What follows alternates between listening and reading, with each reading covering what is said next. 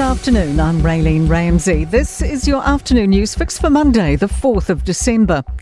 The Army bomb squad has confirmed there's no risk to the public on Wellington's Fitzherbert Terrace by the US Embassy, where a suspicious package was reported earlier today.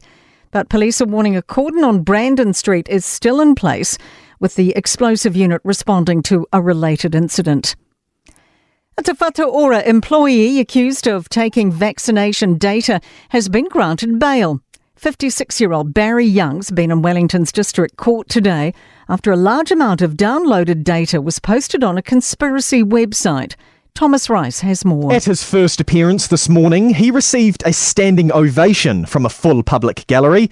He returned to the dock this afternoon and his application for an immediate release on bail was denied.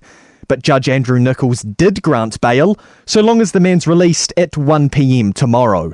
Te Pāti Māori is vowing to create gridlock on highways and in city centres across the country tomorrow, causing millions of dollars in lost productivity. It's called supporters to take to the streets for a nationwide day of action, protesting the new government's approach to Māori issues.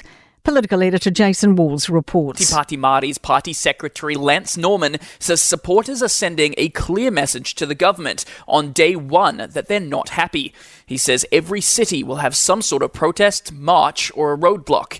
And Norman says protest organisers have been in contact with police who will be there to ensure that no rules are broken. Parliament opens tomorrow. Belief our prison staffing shortage will only worsen.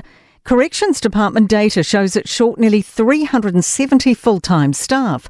The prison population is rising, up more than 10% or nearly 1,000 prisoners in the year to September.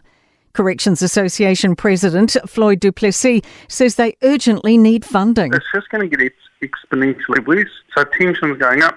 All we can do is keep trying to push the fight, and with a bit of luck, the incoming government is going to be a lot more responsive. Labor MPs are lining up to bash the government's dubious award given at COP28.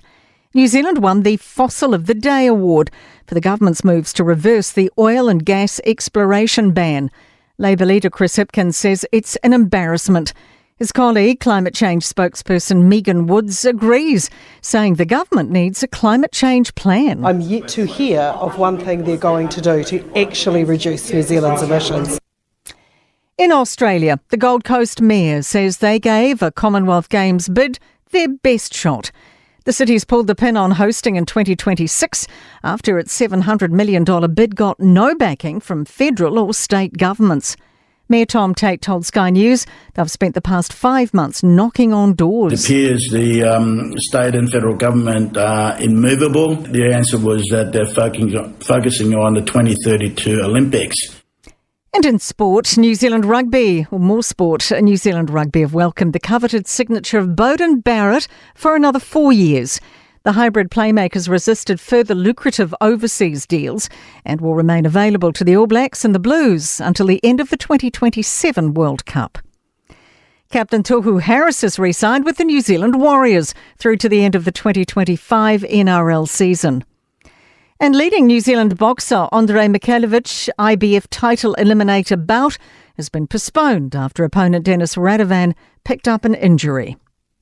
I'm Raylene Ramsey. That is your latest news fix. We'll be back with the next update tomorrow morning from the Newstalk ZB newsroom.